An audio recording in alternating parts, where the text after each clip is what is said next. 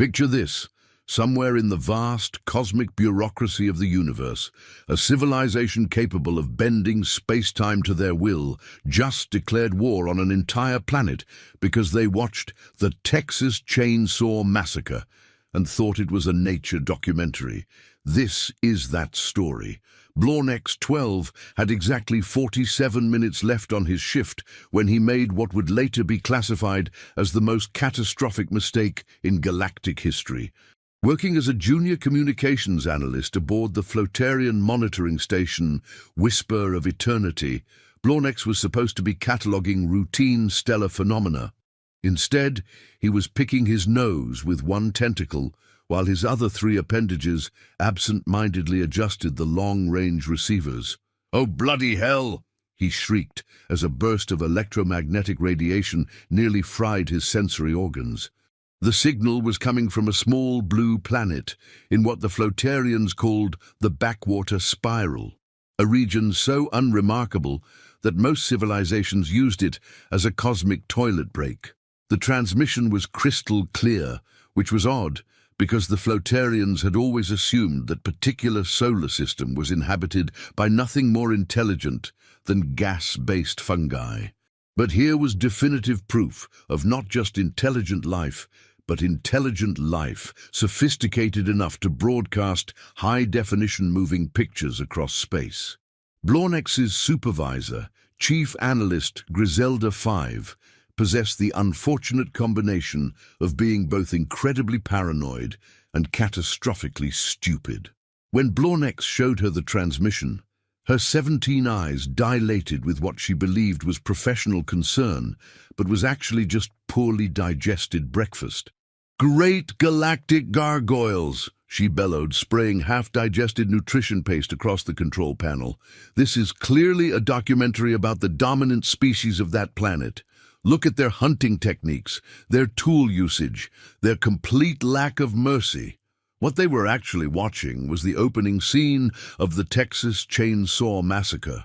But the Floatarians had no concept of fiction. In their society, all moving pictures were either educational documentaries or historical records. The idea that an intelligent species would create fake scenarios for entertainment was so alien to them that it literally never occurred to anyone to consider it. Dr. Wimbledon 42, the station's xenobiologist, was summoned immediately. He arrived with his usual air of academic pomposity, adjusting his ceremonial thinking cap and clearing his throat with the sound of a dying vacuum cleaner. "Fascinating," he muttered, watching Leatherface chase teenagers through the woods. "Notice how the apex predator uses primitive yet effective cutting tools. The hunting strategy is brutally efficient. Isolate the prey, induce maximum terror to tenderize the meat, then process the carcass using crude but functional equipment."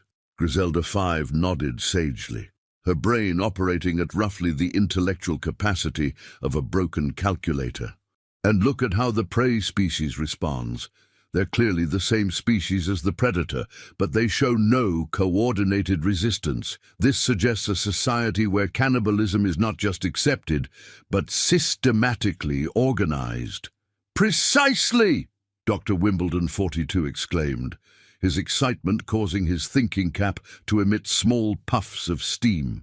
"This is clearly documentation of their food preparation rituals.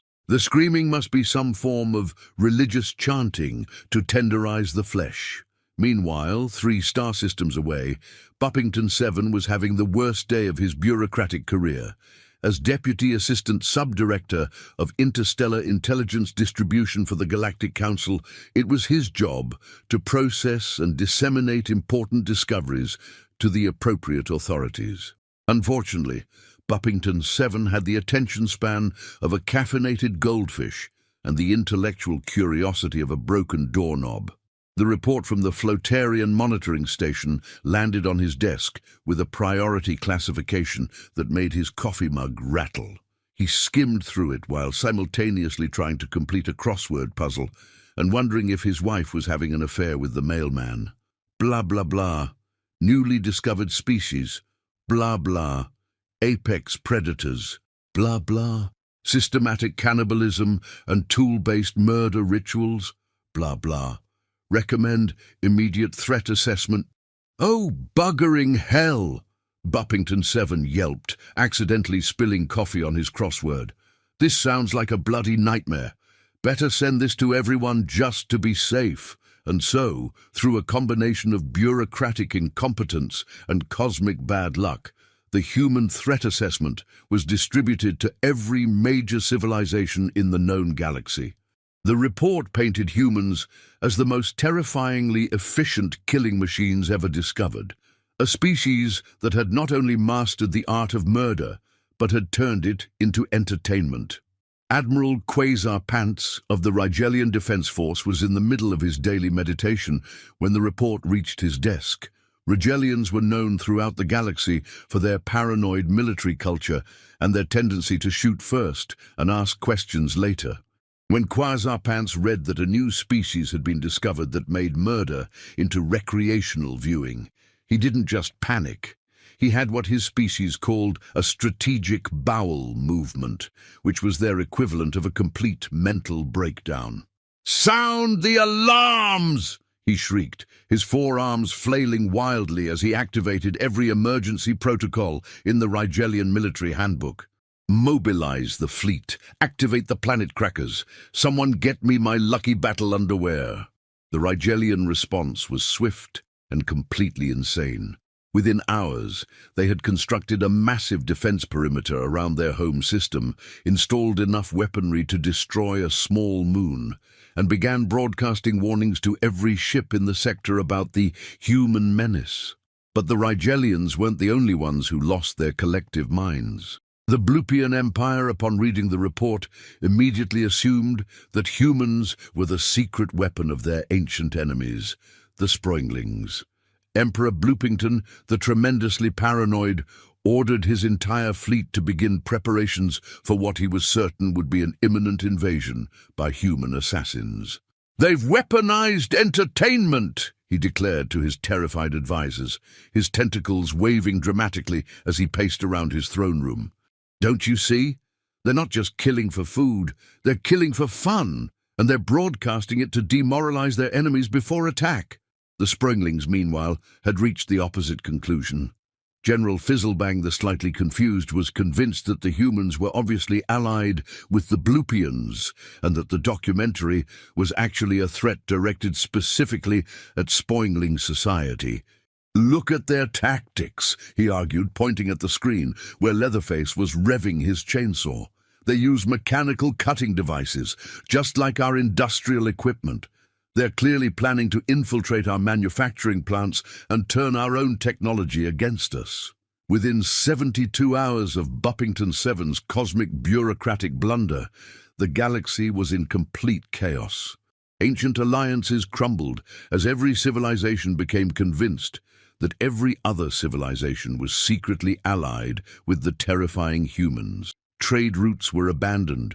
Diplomatic missions were recalled, and approximately 14 separate species began building secret weapons designed specifically to counter the human threat. The Klaxonian Defense Ministry developed a new type of armor specifically designed to protect against chainsaw attacks. The Borbleton Commercial Alliance invested their entire treasury in developing anti-human scanning technology to detect disguised human infiltrators. The peaceful meditation masters of Zenith 7 abandoned their centuries of non-violence and began training their younglings in human-style combat techniques based entirely on misinterpreted horror movie scenes. But perhaps the most spectacular overreaction came from the Cosmic Insurance Corporation, a massive bureaucracy that provided insurance policies for entire star systems. When they received the human threat assessment, their risk analysis computers literally caught fire, trying to calculate the premium adjustments needed to cover systematic recreational murder as a potential claim category. Chief Actuary Bingleford 93 had to be sedated after he realized that they would need to completely restructure their entire business model to account for a species that apparently considered mass murder to be entertainment. "We're ruined," he wailed, his accounting tentacles writhing in despair. How do you insure against a species that kills for fun? What's the premium calculation for death by chainsaw entertainment? Our entire mathematical framework is obsolete. Meanwhile, back on Earth, Dr. Jebediah Muffintop was having a perfectly ordinary day at the Arecibo Observatory's successor facility. Dr. Muffintop was the kind of scientist who had dedicated his life to searching for extraterrestrial intelligence, despite the fact that he couldn't find his own car keys most mornings. "Pickles, come look at this," he called to his research assistant, a perpetually caffeinated graduate student named Rosalind Picklebottom. "I'm getting some really weird readings on the deep space monitors." Picklebottom shuffled over, carrying her 14th cup of coffee of the day, and wearing the expression of someone who had completely given up on sleep as a concept. "What kind of weird?" she asked, squinting at the displays through coffee-stained glasses. "Well, there's a lot of unusual electromagnetic activity in the local stellar neighborhood," Dr. Muffintop explained, pointing at various blinking lights that meant absolutely nothing to anyone except professional radio astronomers and very confused Christmas tree decorators. "It's almost like there's a massive military build-up happening in space." Picklebottom nearly choked on her coffee. "Military build-up? You mean like alien military build-up?" "I mean, I suppose it could be aliens," Dr. Muffintop replied, with the cautious optimism of someone who had spent 30 years looking for little green men and had found nothing but cosmic background radiation and one very confused satellite. "But it's probably just some kind of natural phenomenon we don't understand yet. You know how it is. Whenever we detect something unusual, it turns out to be pulsars or black holes or something equally boring." But Dr. Muffintop was wrong. It wasn't pulsars or black holes. It was approximately 47 different alien civilizations simultaneously preparing for war against Earth based on their shared belief that humans were the most dangerous species in the galaxy. The cosmic irony was so perfect it could have been scripted by the universe itself. While the galaxy's greatest military minds were developing strategies to counter humanity's advanced murder techniques, the actual humans were going about their daily lives, completely oblivious to the fact that they had accidentally become the most feared species in known space. In a small apartment in downtown Pittsburgh, Jerry Flapdoodle was sitting on his couch, eating cereal out of the box and watching a rerun of the Texas Chainsaw Massacre for the 15th time. "This movie is so dumb," he mumbled through a mouthful of sugary breakfast cereal. "Who actually believes this stuff? It's obviously fake." 3 star systems away, General Kraxenor the Perpetually Anxious was studying the exact same footage with the intensity of a military historian analyzing the Battle of Waterloo. "Notice how the human warrior maintains psychological control over his prey," he explained to his battle staff, pointing at Leatherface with a laser pointer. "The noise-making device serves dual purposes. It intimidates the enemy while simultaneously masking the sound of his approach." Brilliant tactical thinking. The misunderstanding was reaching critical mass. The Floatarian monitoring station had intercepted more human documentaries, including Friday the 13th, Halloween, and Nightmare on Elm Street, which they interpreted as evidence of humanity's diverse killing methodologies and seasonal murder festivals. Dr. Wimbledon 42 published a comprehensive analysis titled Human Recreational Slaughter, a comprehensive study of seasonal murder rituals and tool-based killing techniques. The paper became the most read xenobiological document in galactic history, despite being based entirely on horror movie plots. "The evidence suggests that humans have developed distinct killing seasons," he wrote with scientific confidence that was completely misplaced. "The Friday the 13th murders appear to be associated with aquatic environments, while the Halloween killings are clearly connected to seasonal harvest rituals. Most disturbing is the Nightmare on Elm Street documentation, which suggests that humans have somehow weaponized the sleep cycle itself." The paper's publication triggered what historians would later call the Great Galactic Freakout of 2387. Stock markets across 17 different civilizations crashed as investors realized that interstellar trade might become impossible if humans were indeed as dangerous as the documentation suggested. The merchant prince Bingleberry 47 of the Cosmic Commerce Consortium had to be hospitalized after reading a preliminary report suggesting that humans practiced dream-based assassination techniques. "How do you defend against something that kills you in your sleep?" he screamed at his medical team while they attempted to sedate him. "We'll never be able to rest again. The entire galactic economy will collapse." But the real chaos was just beginning. The Galactic Council's emergency session was scheduled to address the human crisis, and every major civilization was sending their most paranoid representatives to discuss coordinated defense strategies. Ambassador Wibblebonk 12 of the Quiescent Diplomatic Corps had spent 40 years negotiating peaceful solutions to interstellar conflicts. He was known throughout the galaxy for his calm demeanor and rational approach to crisis management. But when he watched the human documentaries, even his legendary composure cracked like a poorly made egg. "Dear gods of cosmic horror!" he exclaimed during the emergency session, his diplomatic robes fluttering as he gestured wildly at the viewing screen. "They don't just kill for food or territory or resources, they kill for entertainment. They've turned murder into art. How do you negotiate with a species that considers mass slaughter to be recreational activity?" The session devolved into complete pandemonium. The representative from the nervous Nelly Federation fainted when they showed clips from Saw. The delegate from the Peaceful Mushroom Collective began sprouting anxiety spores that made everyone in the chamber start hallucinating. And the ambassador from the Rigelian Defense Force actually drew his ceremonial plasma pistol and started shooting at the viewing screen. "Destroy the evidence!" Admiral Quasar Pants screamed, his military training completely overwhelmed by primal terror. "If we can't see it, maybe it's not real." The cosmic bureaucracy that had taken millennia to build was collapsing in real time. Ancient treaties were being torn up, trade agreements were being cancelled, and several smaller civilizations were seriously considering abandoning space travel entirely and returning to their home planets to hide underground. But perhaps the most telling reaction came from the philosophers of eternal contemplation, a species that had spent 10,000 years pondering the nature of existence and violence.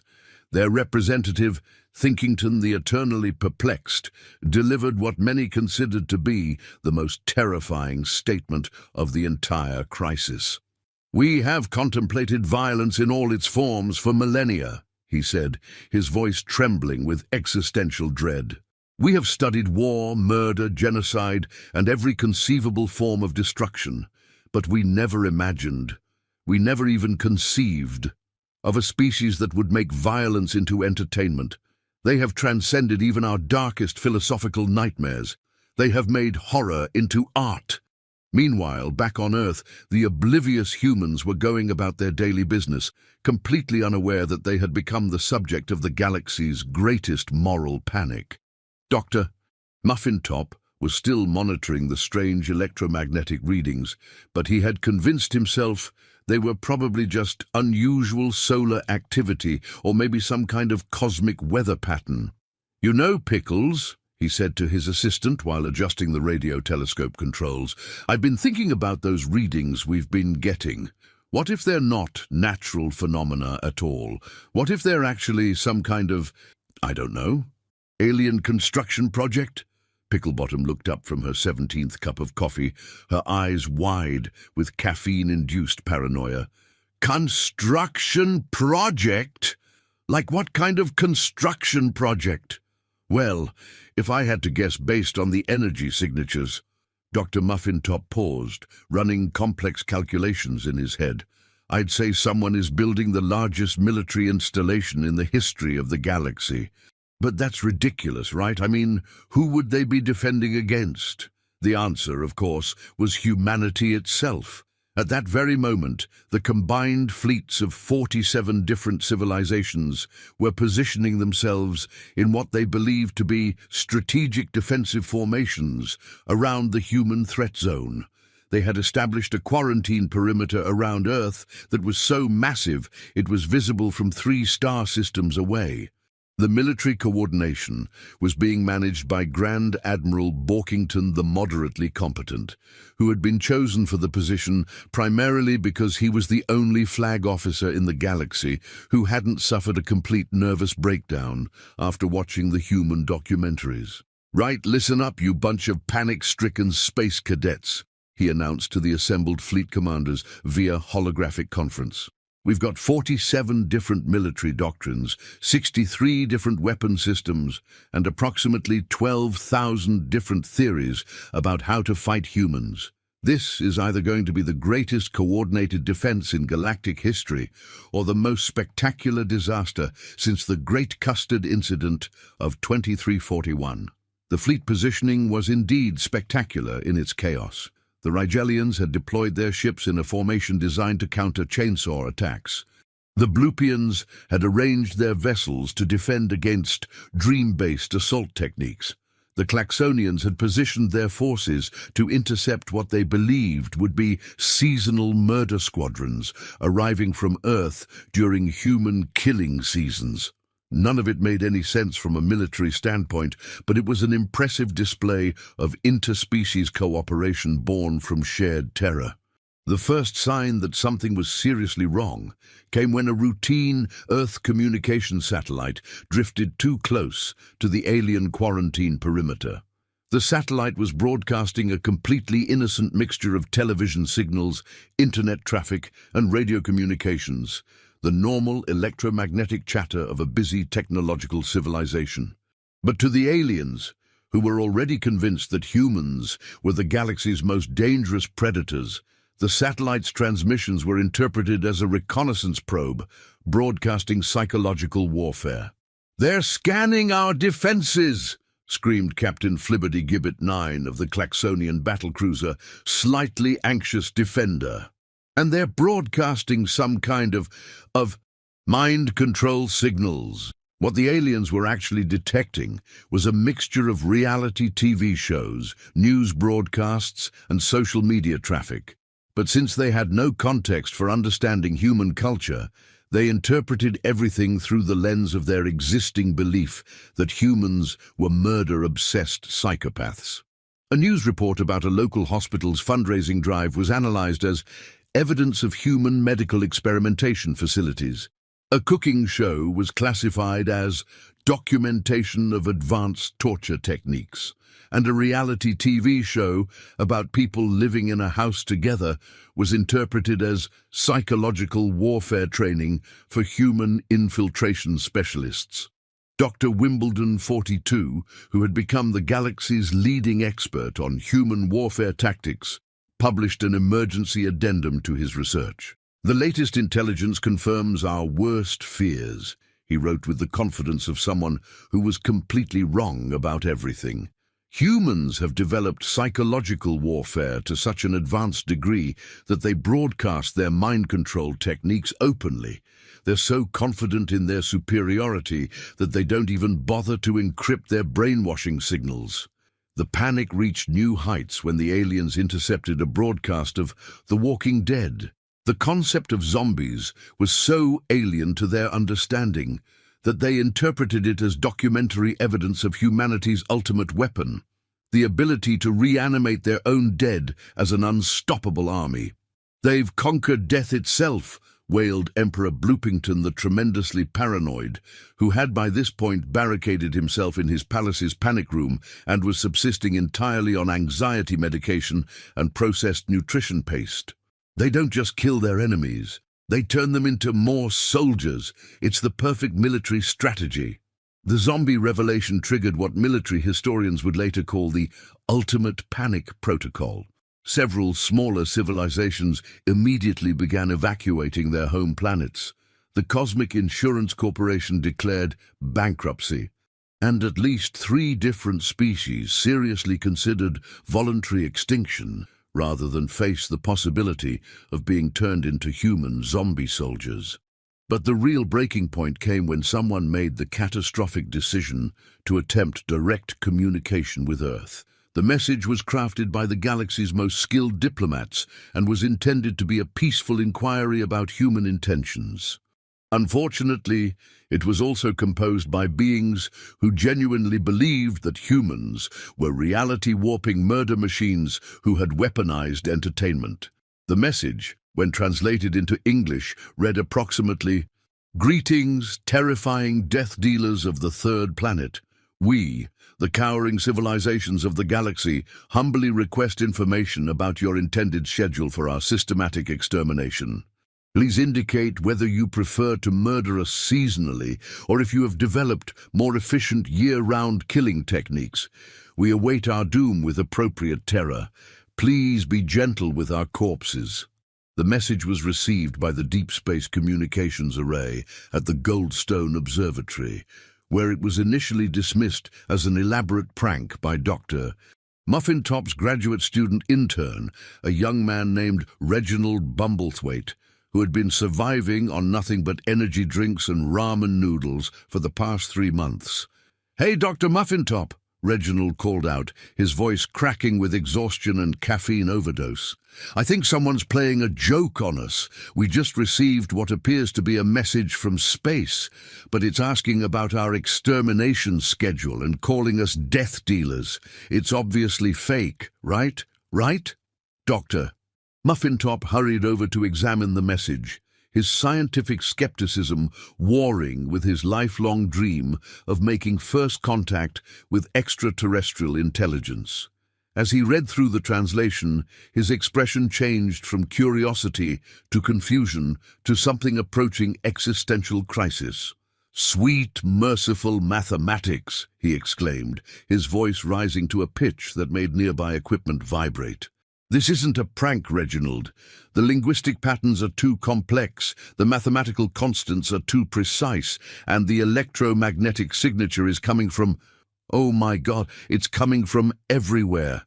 The realization that Earth was apparently surrounded by alien civilizations who thought humans were galactic-level threats was simultaneously thrilling and terrifying.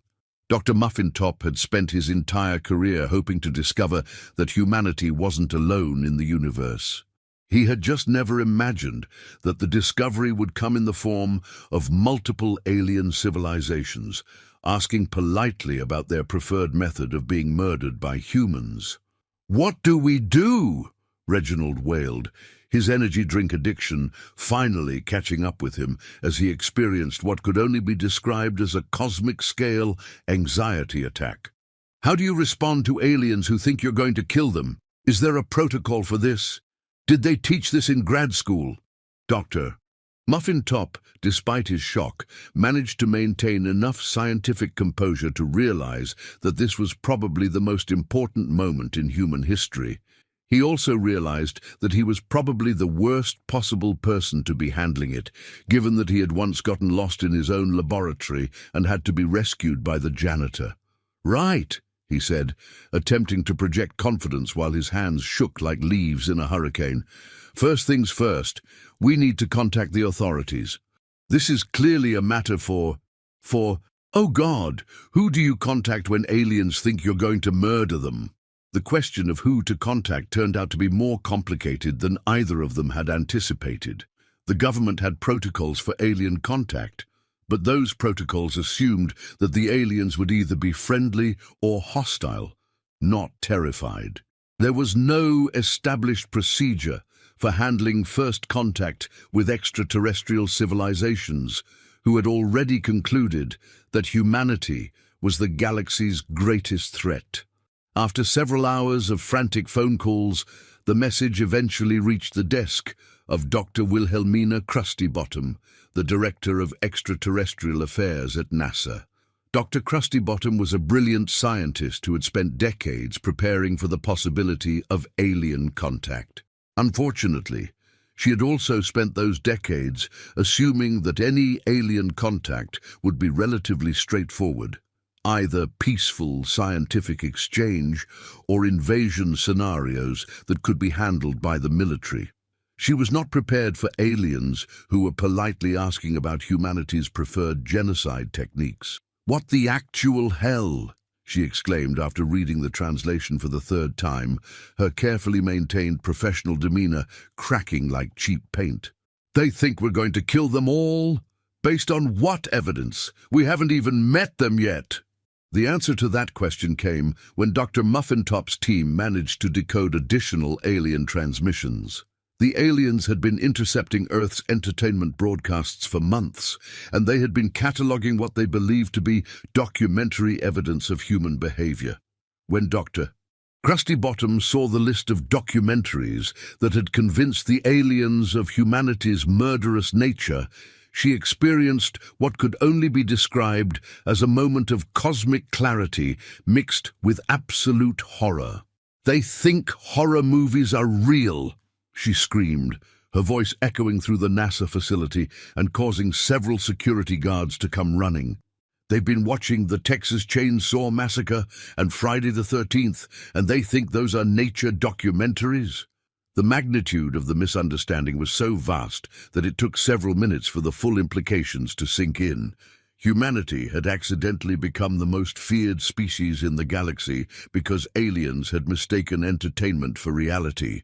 It was the kind of cosmic joke that would have been hilarious if it weren't for the fact that there were apparently dozens of alien fleets surrounding Earth, preparing to defend themselves against humanity's non-existent threat. "Oh my God," Dr. Krusty Bottom whispered, sinking into her chair as the reality of the situation hit her. "We need to explain this to them. We need to tell them that those aren't real, that it's just fiction."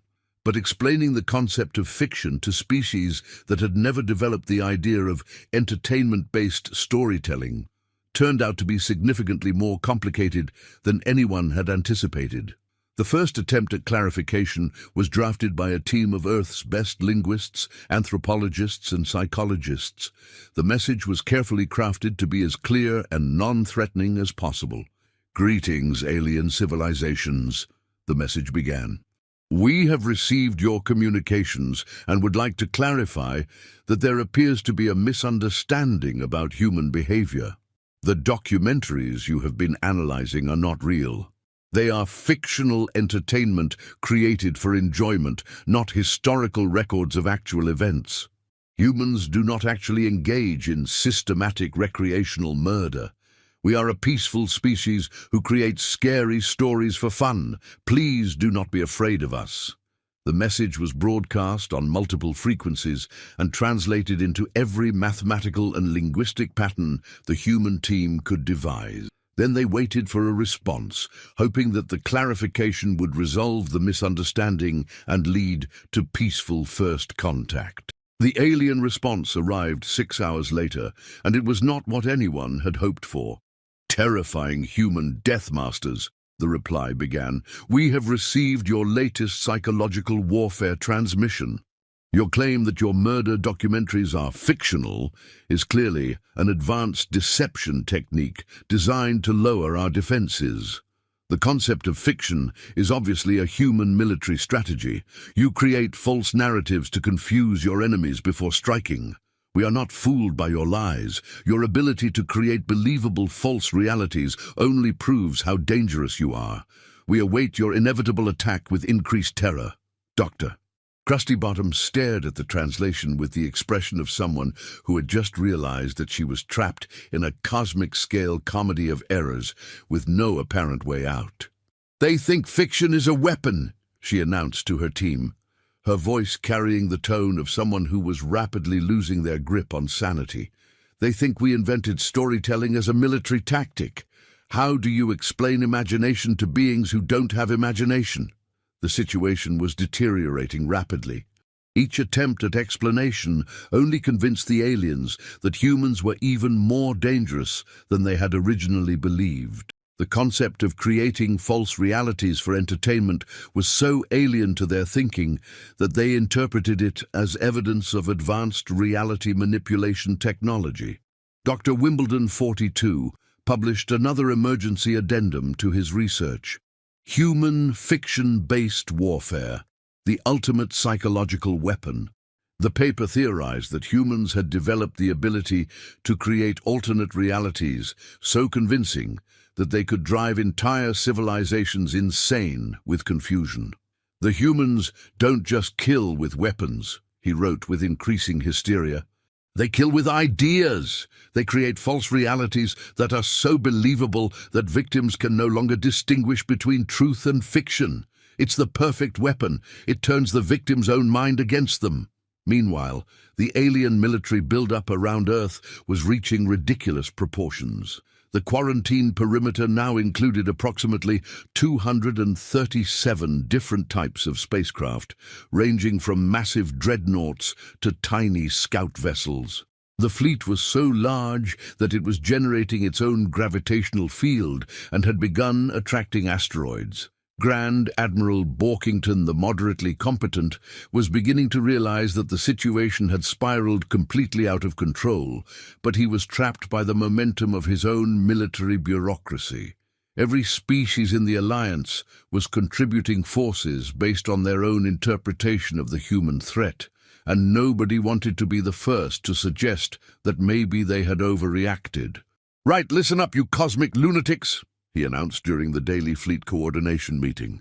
"We now have so many ships surrounding this one planet that we're accidentally affecting its tides. Half of our fleet commanders are having nervous breakdowns. The other half are convinced that humans are telepathic reality warpers, and I'm pretty sure the Klaxonians are actually shooting at shadows." The military situation was complicated by the fact that none of the alien species had ever coordinated a defensive operation of this magnitude. The Rigelians wanted to establish a rotating patrol pattern. The Blupians insisted on maintaining static defensive positions. The Klaxonians were convinced that humans could only be detected using sonic scanning, and the nervous Nelly Federation kept sending out false alarms every time they detected Earth's normal radio chatter. But the real chaos began when Earth's governments finally became aware of the alien presence. The first detection came from the International Space Station, where astronaut Commander Betty Whipplesnot was conducting routine observations when she noticed what appeared to be several thousand unidentified objects surrounding the planet. "Houston, we have a problem," she radioed down to Earth, her voice cracking with the strain of trying to maintain professional composure while staring at what was obviously the largest alien fleet in human history. "There appear to be, several thousand spacecraft surrounding Earth. They're not attacking, but they're definitely there, and they're definitely not ours." The news of the alien presence spread through Earth's governments faster than a caffeinated rumor at a coffee convention. Within hours, every major world leader was involved in emergency conferences, military alerts were being issued, and approximately 6 different countries were trying to figure out whether they should surrender, attack, or hide under their desks. President Bumpkinton McFadden of the United States was in the middle of a routine briefing about agricultural subsidies when his chief of staff burst into the room with the kind of expression usually reserved for natural disasters or tax audits. "Mr.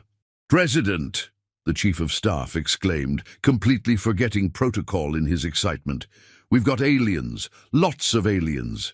They're surrounding the planet, but they're not attacking. They're just sitting there. What do we do?" President Bumpkinton McFadden, who had been elected primarily because of his ability to remain calm during crises, stared at his chief of staff with the expression of someone who had just been told that gravity had stopped working. "Aliens," he repeated slowly, as if saying the word carefully might make it make more sense. "Surrounding Earth, but not attacking, just sitting there." "Yes, sir. Exactly." "Well," the president said after a long pause, "I suppose we should talk to them." The decision to attempt communication was made simultaneously by several Earth governments, leading to a cacophony of different messages being broadcast toward the alien fleet. The messages ranged from formal diplomatic greetings to religious proclamations. to one particularly confused transmission from a small island nation that accidentally broadcast their national weather report. But the message that had the most impact was sent by Dr. Krusty Bottom's team at NASA. Having realized that their previous attempts at explanation had only made things worse, they decided to try a completely different approach. They would show the aliens actual human behavior by broadcasting real documentaries about human life. If they think horror movies are real, Dr. Krusty Bottom explained to her team, maybe they'll understand the difference when they see actual documentary footage of normal human activities. The broadcast included footage of humans doing perfectly ordinary things, working in offices, playing with children, cooking dinner, walking dogs, attending concerts, and generally living normal, non-murderous lives. It was designed to demonstrate that most human behavior was completely peaceful and mundane. The alien response to this evidence was not what anyone had expected. "Dear gods of cosmic terror," screamed Ambassador Wibblebonk 12 during an emergency galactic council session. "The humans are showing us their civilian population. Look at how they've domesticated other species. Look at how they've trained their offspring to be completely docile. This is evidence of their advanced behavioral control technology." The aliens interpreted normal human society as evidence of humanity's ultimate sophistication in population control and psychological manipulation. The fact that humans could maintain such a peaceful-appearing civilization while simultaneously producing entertainment about mass murder was seen as proof of their incredible duplicity and advanced social engineering. "They've created a perfect facade," Dr. Wimbledon 42 concluded in his latest research paper. "The ordinary humans are clearly the controlled population, while the murderers from the documentaries are the ruling class. It's a caste system based on killing ability. The most terrifying part is how normal they've made it all appear." The misunderstanding had reached levels of cosmic absurdity that defied all reasonable explanation. Every attempt at clarification only convinced the aliens that humans were even more dangerous and sophisticated than they had originally believed. The situation was spiraling toward what could only be described as the universe's most elaborate practical joke, except nobody was laughing. The breaking point came when someone at the European Space Agency made the monumentally poor decision to broadcast a collection of human comedies, thinking that humor might help diffuse the tension. The transmission included episodes of Monty Python, The Three Stooges, and several sitcoms that the team believed would demonstrate humanity's peaceful, fun-loving nature. The alien response was immediate and catastrophic. "They've weaponized absurdity," shrieked Dr. Wimbledon 42, who by this point had abandoned all pretense of scientific objectivity and was essentially having an ongoing mental breakdown in academic paper format. "Look at these comedy transmissions. They show humans inflicting violence on each other for no apparent reason, and the victims laugh about it. They've created a society where pain is pleasure. They've transcended normal psychology entirely." The Monty Python sketches were particularly traumatic for the alien observers. The dead parrot sketch was interpreted as evidence of human necromancy. The Ministry of Silly Walks was classified as a form of psychological warfare designed to disorient enemies through unpredictable movement patterns. And the Spanish Inquisition convinced several alien civilizations that humans had developed time travel and were using it to conduct historical torture operations. Emperor Bloopington, the tremendously paranoid, actually experienced what his species called a reality fracture while watching Monty Python and the Holy Grail. Udun, the concept of humans creating entertainment about humans searching for a fictional object that they never actually find, was so incomprehensible to his mind that he briefly forgot how to breathe. "They've made meaninglessness into meaning," he gasped, while his medical team administered emergency philosophy treatments. "They create stories about nothing that somehow mean everything. They've broken the fundamental laws of narrative causality. But the real crisis occurred when the aliens intercepted Earth's internet traffic and discovered social media. The concept of humans voluntarily sharing information about their daily lives, complaining about minor inconveniences, and posting pictures of their food was so alien to civilizations that valued privacy and efficiency that it convinced them humanity had achieved a post-scarcity society based on total information sharing. They broadcast their thoughts constantly, observed Chief Intelligence Analyst Grumpleton 55 of the Secretive Whisper Coalition. Every human is essentially a walking surveillance device. They've eliminated privacy so completely that they share pictures of their food consumption rituals. This level of social control is unprecedented in galactic history. The fact that humans posted cat videos was interpreted as evidence of humanity's complete domination over Earth's ecosystem. The aliens concluded that humans were so confident in their planetary control that they could afford to waste vast amounts of communication bandwidth on documentation of domesticated micro-predators. Dr. Wimbledon 42's final research paper, titled Human Information Warfare: The Complete Surrender of Privacy as Ultimate Psychological Domination, became required reading at military academies across 17 different star systems. It theorized that humans had achieved perfect social control by convincing their population that constant surveillance was entertainment. Meanwhile, back on Earth, the situation was reaching equally absurd levels of confusion from the human perspective. Every government on the planet was now involved in trying to figure out how to communicate with aliens who were apparently terrified of humanity's non-existent threat. The United Nations hastily convened an emergency session to address what was being called the greatest misunderstanding in human history. The debate was being led by Secretary General Prudence Flibberty-Gibbet, a diplomat who had spent her entire career mediating disputes between nations and was now faced with mediating between species. "Right, let me see if I understand this correctly," she said, addressing the assembly while trying to maintain her sanity. "We have approximately 200 alien spacecraft surrounding our planet because they think our movies are documentaries, our comedies are psychological warfare, and our social media is evidence of mind control technology. And every time we try to explain that they're wrong, they become more convinced that we're dangerous. Does that about sum it up?" The assembly responded with a collective murmur that roughly translated to, "Yes, and we have absolutely no idea what to do about it." Or the solution, when it finally came, arrived from the most unexpected source imaginable. A 12-year-old girl named Penelope Snugglebottom from Poughkeepsie, New York. Penelope had been following the alien crisis on the news with the casual interest of someone who had grown up assuming that adults generally knew what they were doing. When she realized that the adults were completely stumped by what seemed like an obvious problem, she did what any reasonable 12-year-old would do. She wrote a letter. But Penelope didn't write her letter to the government or to NASA or to any of the official authorities who were handling the crisis.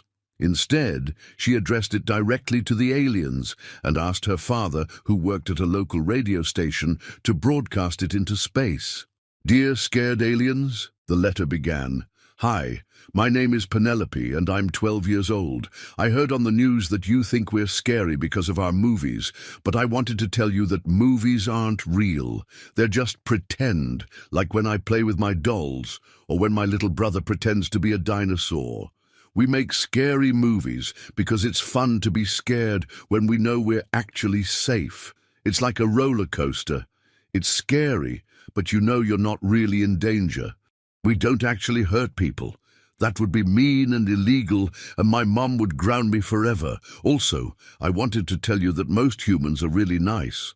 My neighbor, Mr. Henderson, helped me find my cat when she got lost, and the lady at the grocery store always gives me free stickers. If you want to be friends, that would be really cool. I've never met an alien before. Do you like ice cream? Love, Penelope. P.S. If you're still scared, you can come meet my hamster. His name is Sir Fluffington, and he's very friendly. The letter was broadcast on every frequency that Earth's communication systems could manage. It was translated into mathematical sequences, visual patterns, and every form of universal language that human scientists had ever theorized about. And then everyone waited to see if a 12-year-old's explanation would succeed where the world's greatest minds had failed. The alien response came 18 hours later, and it was unlike anything they had transmitted before. "Young human Penelope of the third planet," the message began, "we have received your communication and are confused. Your explanation of pretend and playing contains concepts that our civilizations have never developed. We do not understand how intelligent beings can create false scenarios for fun. This suggests that either you are lying as part of an advanced deception strategy, or there is a fundamental aspect of existence that we have never discovered." The message continued with what could only be described as an existential crisis on a galactic scale. "If what you describe as imagination actually exists," the aliens continued, "then our entire understanding of intelligence and creativity is incomplete. We create tools for purpose, art for meaning, and stories for education. But you describe creating stories for no purpose except enjoyment? This concept is so alien to our thinking that our philosophers are having mechanical breakdowns trying to process it." Dr. Wimbledon 42's final transmission was perhaps the most poignant. "Human child Penelope, if your species truly possesses the ability to create meaning from meaninglessness, to find joy in fear, and to share experiences that never happened as if they were real, then you are not the galaxy's most dangerous species. You are the galaxy's most miraculous species. We have spent our existence focused on survival, efficiency, and purpose. But you have discovered something we never even imagined was possible. You have learned to play with reality itself. The revelation that humans possessed imagination, actual, creative, purposeless imagination, sent shockwaves through every alien civilization. Species that had spent millennia focused on survival and efficiency suddenly realized that they had been missing an entire dimension of existence. The Rigelian Defense Force declared an immediate ceasefire and began requesting detailed explanations of comedy theory. The Bloopian Empire asked for comprehensive documentation of recreational fear experiences. The Philosophical Federation of Eternal Contemplation requested emergency conferences on the implications of non-purposeful creativity. But perhaps the most telling response came from the Galactic Council itself, which issued an unprecedented formal apology to humanity. "Citizens of Earth," the official statement read, "we, the collected civilizations of the galaxy, formally apologize for threatening you based on our misunderstanding of your cultural expressions. We have realized that our fear of your species was based entirely on our own inability to comprehend the concept of imagination. You have shown us that intelligence is not just about survival and efficiency, but about the ability to create new realities for the simple joy of creation. We request permission to study this miraculous ability you call having fun. In return, we offer you full membership in the galactic community, along with access to technologies, knowledge, and friendship beyond your current understanding. We also promise never again to assume that your entertainment is documentation of actual events. P.S. Several of our species would very much like to meet Sir Fluffington. The transformation in galactic relations was immediate and dramatic. Within weeks, Earth was receiving delegations of alien scientists, philosophers, and artists who were desperate to understand how humans had developed imagination.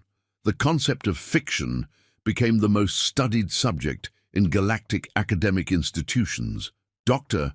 Wimbledon 42 published a complete retraction of all his previous research and enrolled in what he called imagination studies under the tutelage of human artists and writers. He became particularly fascinated by the concept of plot holes and spent months trying to understand how humans could enjoy stories that didn't make perfect logical sense. The Rigelian military developed an entirely new branch of service called Creative Defense Solutions, which focused on developing innovative strategies through imaginative thinking rather than pure logical analysis. Their first major success was the invention of tactical improvisation, which became standard doctrine throughout the galaxy. Emperor Bloopington the Tremendously Paranoid recovered from his reality fracture and became an enthusiastic fan of human comedy. He established the first intergalactic comedy festival and personally funded the translation of every Monty Python sketch into 47 different alien languages. But perhaps the most significant change came from the children of various alien species, who began developing their own forms of imaginative play after learning about the concept from human examples. For the first time in their civilization's histories, young aliens began creating games, stories, and art for no purpose other than enjoyment. The galaxy's first intergalactic children's book was written by a collaboration between Penelope Snugglebottom and Blornex 12's offspring, a young Floatarian named Wibbly 3. The book, titled The Day the Universe Learned to Laugh, became required reading in schools across 17 star systems. 6 months after first contact, Dr. Krusty Bottom found herself serving as Earth's first ambassador of imagination, a position that had never existed before but was suddenly the most important diplomatic role in galactic history. Her job was to help alien civilizations develop their own forms of creative expression while also ensuring that no more cosmic misunderstandings occurred. "It's funny," she reflected during an interview. "We spent decades wondering what we would say to aliens when we finally met them. We prepared for every scenario, except the one where we had to explain why we enjoy being scared by movies about chainsaw murderers." The cosmic irony was not lost on anyone. Humanity had achieved galactic prominence not through superior technology or military might, but through their unique ability to create pointless stories for entertainment. The galaxy's most feared species had become its most beloved teachers, all because a 12-year-old girl had explained the concept of playing pretend. Dr. Muffintop, who had started the entire sequence of events by detecting the alien presence, was awarded the newly created Galactic Prize for Accidental Diplomatic Excellence. He used the prize money to fund a new research project, developing better ways to detect when aliens might be misunderstanding human cultural transmissions. "The universe is a big place," he observed during his acceptance speech, "and it's full of intelligent species who might not understand that when humans scream in terror during movies, we're actually having fun. Our job now is to make sure that no alien civilization ever again mistakes Saw for a cooking show." As for Penelope Snugglebottom, she became something of a galactic celebrity. Alien children from across the galaxy sent her drawings, stories, and their own attempts at imaginative play. She responded to each one personally, encouraging young aliens to continue exploring the wonderful world of creativity. But perhaps the most important change was the establishment of the Universal Cultural Context Database, a massive collaborative project designed to prevent future misunderstandings between species. Every civilization contributed explanations of their cultural expressions, ensuring that no alien species would ever again panic because they misunderstood another species' entertainment.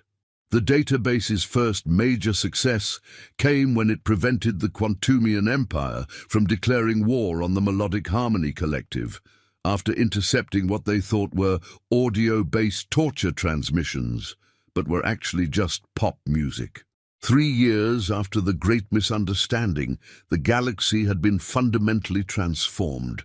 Imagination had become a universal concept. Creativity was studied as seriously as physics, and the idea of playing pretend had revolutionized everything from military strategy to scientific research.